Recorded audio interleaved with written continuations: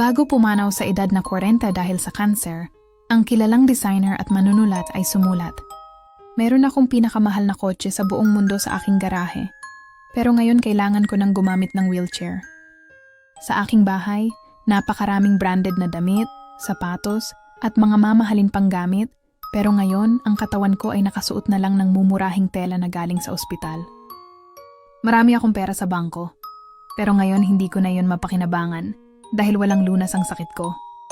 Dati, parang kastilyo ang kwarto ko, pero ngayon natutulog ako sa maliit na kwarto at maliit na kama ng ospital. Mula sa palaging naka 5-star hotel, ngayon ginugugol ko ang oras ko sa ospital, lumilipat mula sa isang klinik patungo sa isa pa.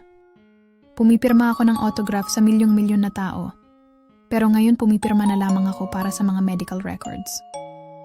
Nakakapunta ako sa 7 mamahaling parlor para lang ipaayos ang buhok ko, pero ngayon, wala na akong kahit isang hibla ng buhok sa ulo ko. Sa pamamagitan ng aking private jet, kaya kong lumipad kahit saan, pero ngayon kailangan ko ng 2 assistant para lang makalakad papunta sa banyo. Kahit anong pagkain, kaya kong bilhin at kainin. Ngayon, ang dieta ko ay 2 tableta sa isang araw at ilang patak ng tubig na may gamot tuwing gabi. Ang bahay na ito, ang kotse, ang eroplano, ang mga kasangkapan, ang pera sa bangko, ang labis na kasikatan at karangalan.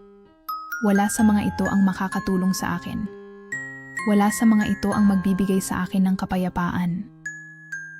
Walang totoong bagay maliban sa kamatayan. Sa dulo ng lahat, ang pinakamahalaga ay ang kalusugan at paniniwala sa Diyos. Maging masaya ka kung anuman ang mayroon ka, maliit man o malaki, habang ikaw ay malusog, buo, may pagkaing nasa plato, at may lugar na matutulugan. Hindi ka kulang. Subalit ang pagiging makadiyos na may kasiyahan sa kung anong mayroon ka ay malaking pakinabang, sapagkat wala tayong dinala sa sanlibutang ito at tiyak na wala rin tayong madadala palabas. Kaya't kung tayo'y may pagkain at pananamit, dapat na tayong matuwa at magpasalamat. Ang pinakamahalagang bagay sa buhay na ito ay ang kaligtasan ng ating kaluluwa. Magtiwala ka sa Diyos para sa ating kaligtasan. Magkakaroon ka ng buhay na walang hanggan. Ikaw ay mabubusog dahil tanging si Jesus lamang ang makakapagbigay sa atin ng tunay na kasiyahan. I-share mo ito sa iba para makita nila ang halaga ng videong ito.